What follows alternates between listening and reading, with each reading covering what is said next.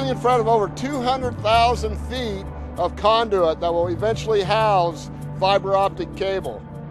Over the past 20 years, the cable industry has invested over $275 billion in their infrastructure. You can bet these cable companies are interested in protecting their assets and being reimbursed for their losses when their assets are damaged. Cable companies are now hiring companies such as PRG, Project Resources Group, to conduct non-biased damage investigations on utility hits in order to recoup their cost for their losses. Regardless of marking accuracy, if the excavator does not have a compliant locate ticket, the excavator will be liable for the damage. Excavators must call in 48 hours in advance of their excavation. A locate ticket is good for 20 calendar days from the time the locate ticket is called in. An excavator must work within the original scope of work reported in the original locate ticket. If the locate markings are not within the legal tolerance zone, and the excavator is working on a compliant ticket and within the scope of work reported, the locate company is responsible for the damages. There are literally thousands of dollars involved in these utility hits, especially when you're talking about fiber optic cables. PRG is hired to determine the root cause of the damage as well as who's at fault. Today we have encountered a Mediacom 288 count fiber. What I can say with certainty is that these locate marks clearly establish the path of that fiber. They were present, they were flagged, and it was done correctly. That would lead me to determine that the damager involved would be at fault for this damage. When these cables are damaged, it's not just splice it back together. It may seem like a simple task to fix the damage. It is not. An emergency crew has to be called in to restore services immediately. Once services are restored, an additional crew is probably coming back in to replace the span that was damaged. It takes a lot of people when fiber's involved. They call the field tech out, he goes and investigates. Once he does that, he'll get a TDR, which is a piece of equipment that actually hooks up, and what it does is sends impulses out. And that'll determine how far the cut may be. We're shooting this fiber. I have the machine hooked up to the fiber now. We're shooting it up to just 200 feet at this point, but I do have an anomaly at 18 feet. That's where we'd get the contractor crews come up, dig up the fiber, find the problem, repair it, and get our customers back on service. So in that meantime, I'm taking my fiber jumper and I'm getting it prepped up in the trailer. So again, why I'm doing this, waiting for the techs out in the field and the contractors to get the fiber dug up and brought to me, I'm going to prep our temporary. Once PRG has concluded their investigation, they put together a claims package with an invoice and they send it to the damaging party. When these invoices are received, the damaging parties are surprised at the cost of fixing these cables. We provide detailed invoices showing every entity used.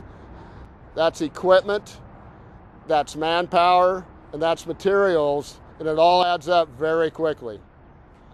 It took so many hours to figure it out, and then we had to dig it up. You're talking 50 feet on each side to get it to the trailer. This is what they bring in to me when they finally get it to me. And that takes several people. You're talking contractors, that could be 3 or 4 of them. You're talking 2 or 3 of our people. And then again, you're talking, you could take up to 6 to 10 people out there all night long. My next step, once I've got everything prepped into my enclosure, I'm going to start separating my fibers. A lot of people think that fiber's easy. It's not. Between stripping it down to where you need it, to the fiber docks, it explains what goes to what. This here is a fiber tube. What this does, I put it on my fiber. Just like that. And that's going to take care of, once I strip it to the glass, and once it fuses it together, what that tube does, it goes in my heater. and it shrinks over that glass because there's nothing to protect that glass anymore. I'm going to take the plastic off of it. Now we're down to the glass. You have to clean off the film from there, and then I have to cleave it for the size for what it takes for the machine. Put it in the cleaver, as we call it. It's just a cutting tool. Then it goes in the machine on one side. Then the other side of the fiber comes into the other angle of the enclosure. Exact same process. That's what the machine needs. That's your glass. That's all your data, your information runs on. Just that piece of glass.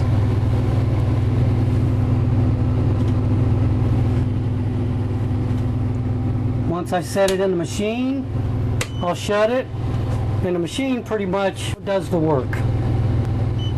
Right now we're at a 0.02, but their standards is a 0.05. That's as high as I can go. Anything above that I have to redo it. So once that's completed, I'll lift this up, put it over the glass, pop it in the heater, and hit the heater. Now the machine will let me know when it's done. So now, since this is cooked, the machine has told me when you're finally done and you got a piece of fiber spliced. It takes more time to prep it and get it ready to splice than it does the actual splicing. There's so much involved that people don't realize, and again, you're talking hospitals, fire departments, medical, the people, the 911 calls. It involves all of that, all the customers, all the techs, contractors, clear up to me, finally getting down to this one individual fiber, splicing it up. The man hours is just unbelievable. When these damages occur, the monetary cost to businesses, even entire cities, can be huge. A damaged fiber optic cable, for instance, feeding the West Des Moines Wells Fargo campus, could affect up to 7,000 employees. A damaged fiber optic cable feeding the downtown Nationwide campus could affect up to 4,000 employees. These employees depend every day on connectivity so they can go about their daily routine. Small businesses are also greatly impacted by cut communication cables. Most small businesses use credit card machines. With cut cables, these credit card machines are rendered useless, forcing small businesses to only accept cash for the time of the outage. Damaged communication cables can take down cell towers as well, affecting entire communities' ability to use their cell phones. Without those services, we are unable to reach police, fire, or ambulances. In-home medical monitoring depends on communication cables for broadband connectivity. Damaging communication cables can potentially put these patients at risk. For Clark County Hospital, and all hospitals in general, a fiber optic connection is a deal changer for us. If it wasn't for the high speeds that fiber optic gives us, we wouldn't be able to provide the telemedicine, whether it's the diagnostic imaging telemedicine or the video telemedicine that we were able to provide today. Our investigations will show if you've made a mistake. Mistakes do happen. However, if you're at fault, you're going to be billed for the damages. The best way to avoid being a part of one of these investigations and being liable for the bill in an invoicing process is to do things right when you're out there excavating. Plan ahead. Call in your locate. Use positive response to make sure that all your utilities are either located or cleared. Look for signs of an unmarked utility when you're on site. The most telltale sign is a warning sign. If you have a warning sign and there's no marks for utilities, it's time to get on your phone and call Iowa One Call and make sure all your utilities are marked. Other signs include vaults. Underground vaults have cables in them. This is 24-count fiber optic cable. No marks around it. Other signs include risers that come down poles. Cable transitions from aerial down to underground, and a good sign is a riser coming down that pole. Always look for signs of an unmarked utility before you excavate, even though you've called in your locate ticket and waited 48 hours. So what we have behind us is a hub where we do have fiber going in and out. Hitting one fiber could actually shut this facility down, which has cell towers, customers, businesses. Some cases we do have FBI, CIA stuff running through the fiber. So up to 400,000 customers without service, just hitting one fiber. With all this at stake with today's communication networks, it's in everybody's best interest to excavate responsibly.